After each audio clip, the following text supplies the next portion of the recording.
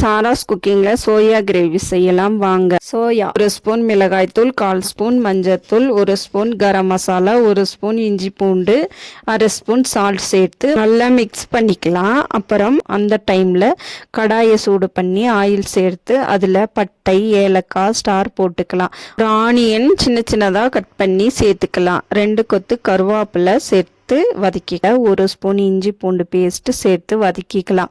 அதில் ஒரு தக்காளி சேர்த்து 2 நிமிஷம் வதக்கிக்கலாம். Garam masala 1 spoon, chicken masala 1 spoon, மிளகாய்த்தூள் 1 ஸ்பூன், மஞ்சத்தூள் 1/4 ஸ்பூன், மல்லித்தூள் 1 ஸ்பூன், 2 தக்காளி பேஸ்ட் போட்டு மிக்ஸ் பண்ணிக்கலாம். அதில் மிக்ஸ் பண்ணி வச்ச சோயாவை ஆட் பண்ணிக்கலாம். சோயா மிக்ஸ் பண்ணி வச்ச பவுலில் 1/2 கப் தண்ணீர் அலசி ஊற்றிக்கலாம். அரைச்ச தேங்காய் பேஸ்ட் சேர்த்துக்கலாம். அப்புறம் பார்த்துட்டு தேவையான சால்ட்டும் சேர்த்துக்கலாம். 10 நிமிஷம் வேக விட்டு எடுத்துக்கலாம். மறக்காமல் சாராஸ் குக்கிங்கை ஃபாலோ பண்ணிக்கோங்க.